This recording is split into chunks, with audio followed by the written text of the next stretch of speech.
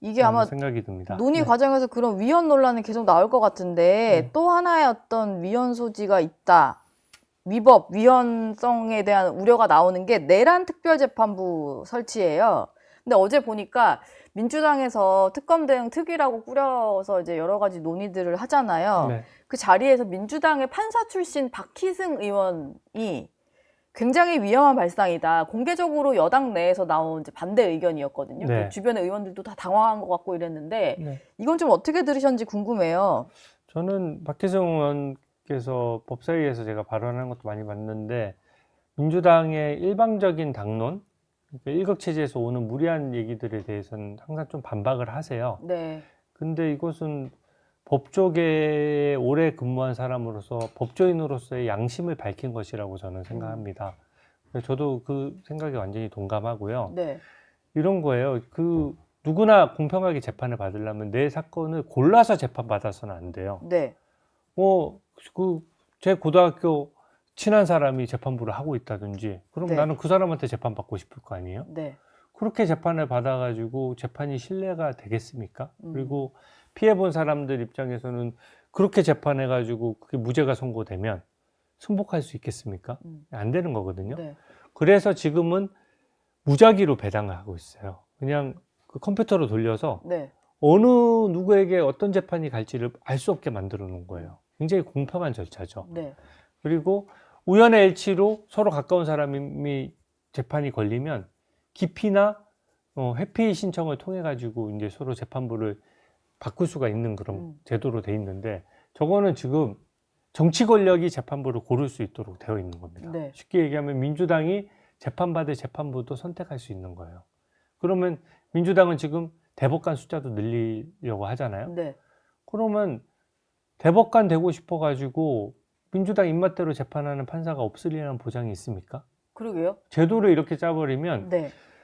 민주당이 특검도 임명하고 증인도 민주당 의원들이 가서 수고 재판도 민주당이 정한 재판부가 하면 그게 어떻게 재판이겠습니까? 예. 이렇게 운영하는 거는 북한하고 중국밖에 없다는 점을 제가 분명히 말씀드립니다. 근데 어제 그 자리에서 전현희 위원장 같은 경우는 당의 공식 명칭은 내란 특별재판부가 아니라 내란 전담재판부라고 하면서 이 내란 전담재판부는 위법성이나 위헌성이 없다라고 설명을 했어요. 근데 제가 보기에는 내란 특별이나 내란 전담이나 단어만 바뀐 건데 이게 뭐 전담이 된다고 위헌성이 없는 걸까요? 말장난 같은 거죠. 예. 우리가 특검이라고 했을 때 특별검사라고 했을 때 왜 특별검사라고 부릅니까? 원래 기존의 검사 제도와 다르게 운영되는 별도의 제도이기 때문에 특별검사라고 하는 거거든요. 그 네. 검사가 특별해서 특별검사라고 부르는 게 아니에요. 별도의 규정으로 이제 만들어지는 거니까. 그런 거죠. 이것도 법원 조직법이 엄연히 있고 재판부를 구성하는 방법이 엄연히 있는데 사법부가 재판부 구성에 대해서는 다 전적인 권한을 가지고 있고 사법권 독립의 핵심적인 요소거든요. 네. 근데 거기에 재판부 구성을 배나라 감나라 하는 것을 직접 특정 재판에 대해서 민주당이 정하겠다는 거지 않습니까? 네. 그러니까 뭐 국회가 정한다고 하지만 민주당 의원이 다수니까 제가 한마디 드리고 싶은 것이 만약에 대법관을 증원하고 특별재판부 만드는 것이 정말로 국민을 위해서 좋은 제도라면 왜 민주당이 야당 시절에 안 했습니까? 그때는 그 윤석열 전 대통령이 대통령 시절이니까 대법관을 실컷 늘려봤자 윤석열 전 대통령이 임명하게 되잖아요. 네. 지금은 대법원의 사건이 너무 많이 쌓여서 대법관들을 많이 뽑아야 된다라고 주장하거든요. 대법원에 사건이 많이 쌓여 있는 거는 옛날부터 쌓여 있었어요. 이게 정말 국민을 위한 제도고 대법관의 숫자를 늘리는 것이 민주당에 유리한 것이 아니라 국민에게 유리한 것이라면 왜 다수당이고 법안을 통과시킬 수 있을 때 야당일 때는 안 하고 여당일 때는 이런 방구 문제 제기조차 안 했느냐는 거죠. 네. 근데 지금은 이 정권 들어서니까 결국은 대법관 숫자를 늘려서 그 대법관들을 다 이재명 대통령이 임명하면 대법관 지형이 민주당 산하의 대법원이 오는 거랑 마찬가지 결과가 되잖아요. 네. 이거는 독재 국가에서도 이게 솔직히 좀 민망해서 못할 행동입니다. 사실은 독재 국가라고 해도. 그러게요. 네. 이게 그냥 뭐 여론 추이도 별로 안 보고 그냥 막무가내로 밀어붙인다는 생각이 요새 많이 드는데 네. 마지막으로 이 얘기도 좀 여쭤볼게요. 추미애 위원장 전임자였던 이춘석 전 법사위원장, 이춘석 의원이 그 차명으로 본회의장에서 주식 거래하다가 지금 뭐 직도 물러나고 그런 상황인데, 경찰 진술 내용이 좀 알려진 걸 보면 이분의 전 재산, 이제 재산 신고한 내역이 4억인데 나머지 10억으로 투자를 하는 과정에서 이 10억 원의 출처가 출판 기념회와 경조사비로 마련했다. 네. 이 얘기 들으니까 좀 김민석 총리도 생각나고 뭐 그런데. 그러니까 제가 어제 사실 저도 SNS 글을 올렸었는데, 저는 이 진술을 모르고 올렸는데도 네. 이렇게 얘기할 줄 알았어요. 제가 미리 또 출판 기념회 하겠구나 싶더라고요. 근데 생각해 보십시오. 자기가 재산 등록된 거는 4억 몇천만 원이에요. 재산이 적은 편이죠, 국회의원 지금 신분에서. 예. 근데 그 보좌진 명의의 차명 계좌를 열어봤더니 여기에 입금된 돈만 10억 원이 넘는 겁니다. 자기 전 재산의 2.5배 이상을 몰래 차명으로 굴려온 거예요. 네. 근데 거기 입금된 내역을 보니까 전부 현금 입금입니다. 지금 우리 대한민국에서 어느 국민이 현금으로 돌아다닌다는 건 세금 안 낸다는 얘기거든요. 네. 세금 한 푼도 안 내고 어느 공직자가 국민 재산 등록 하나도 안 해서 국민 모르게 이렇게 10억 원씩 굴릴 수가 있습니까?